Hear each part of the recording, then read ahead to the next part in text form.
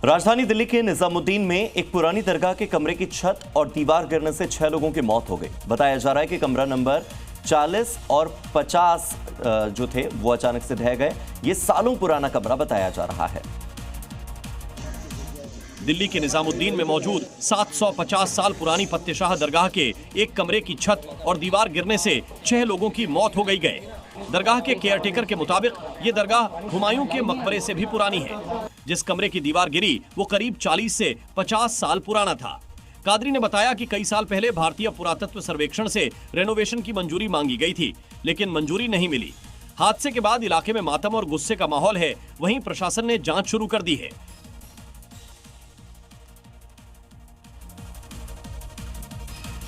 गाजियाबाद में कुछ देर की बरसात के बाद सड़कें जलमग्न हो गई, तालाब में तब्दील हो गई। नेशनल हाईवे की सड़क पर भारी जलभराव के हालात देखे गए।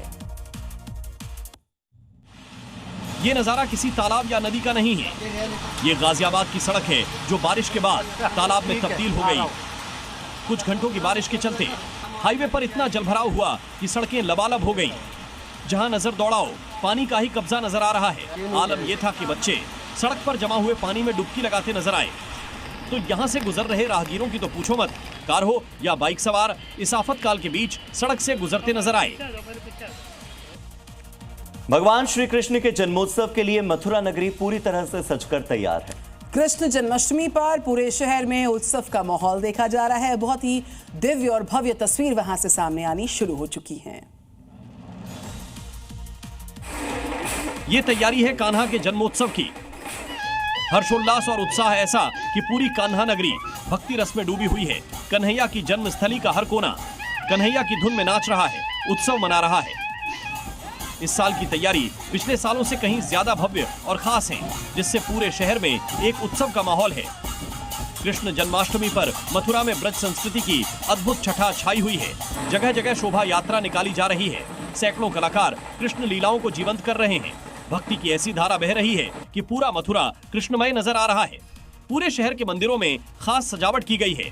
चौराहों की सजावट और रंग बिरंगी लाइटों से रास्तों को सजाया गया है। कृष्ण जन्माष्टमी पर मथुरा में महोत्सव चल रहे हैं। जन्मोत्सव पर कान्हा के लिए विशेष पोशाकें बनी हैं, जिसे मेघधनु पोशाक नाम दिया गया है। क्या है इस पोशाक की खासियत, दिखाते हैं आपको रिपोर्ट में। कान्हा के लिए तैयार की गई ये पोशाक इंद्रधनुष के 7 रंगों से प्रेरित है, जो भगवान की दिव्य और अलौकिक शक्ति का प्रतीक है। इस पोशाक में कान्हा का स्वरूप और भी मनमोहक लगेगा, जिससे भक्तों का मन खुशी से झूम उठेगा। भगवान श्री कृष्ण को जिस बंगले में विराजमान किया जाएगा वो भी इस साल बेहद खास है। इसे सिंदूर पुष्प बंगले का नाम दिया गया है, जो पूरी तरह से फूलों और सिंदूर से सजा होगा। इसके अलावा ठाकुर जी का प्रथम अभिषेक एक अद्भुत स्वर्ण पंडित और रजत कामधेनु स्वरूपा दिव्य गो प्रतिमा से किया जाएगा।